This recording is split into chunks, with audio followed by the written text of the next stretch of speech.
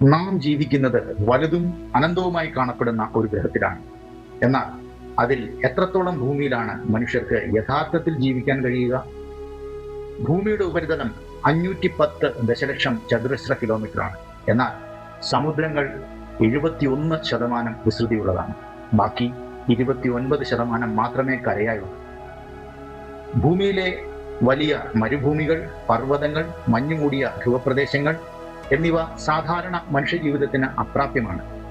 വാസ്തവത്തിൽ ഭൂമിയുടെ ഉപരിതലത്തിന്റെ ഏകദേശം 3 മുതൽ 4% വരെ മാത്രമേ സ്വാഭാവികമായി വാസയോഗ്യമായുള്ളൂ. അതായത് നൂതന സാങ്കേതിക വിദ്യകളില്ലാതെ മനുഷ്യർക്ക് സുഖമായി ജീവിക്കാൻ കഴിയുന്നത് നമ്മുടെ ഗ്രഹത്തിന്റെ ഒരു ചെറിയ ഭാഗത്ത് മാത്രമാണ്. ലോകത്തിന്റെ ഭൂരിഭാഗവും സമുദ്രമോ മരുഭൂമിയോ തണുത്തുറഞ്ഞതോ അല്ലെങ്കിൽ പർവ്വത പ്രദേശങ്ങളോ ആണ്. ഫലഭൂയിഷ്ടമായ സമതലങ്ങൾ, താഴ്വരകൾ, മിത ശീതോഷ്ണ പ്രദേശങ്ങൾ എന്നിവയ്ക്ക് മാത്രമേ മനുഷ്യജീവിതത്തെ യഥാർത്ഥത്തിൽ പിന്തുണയ്ക്കാൻ കഴിയൂ. അതുകൊണ്ട് അടുത്ത തവണ നിങ്ങൾ ഭൂപടം നോക്കുമ്പോൾ ഓർക്കുക, നമ്മൾ ജീവിക്കുന്നത് മിക്കവാറും വാസയോഗ്യമല്ലാത്ത ഒരു ഗ്രഹത്തിലാണ്.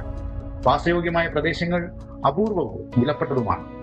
നമ്മുടെ മുഴുവൻ ലോകത്തിന്റെ 3 മുതൽ 4% വരെ മാത്രം. എല്ലാ വനങ്ങളും നദികളും ജീവിതങ്ങളും ആശ്രയിക്കുന്നതും ആ ചെറിയ അംശത്തിലാണ്.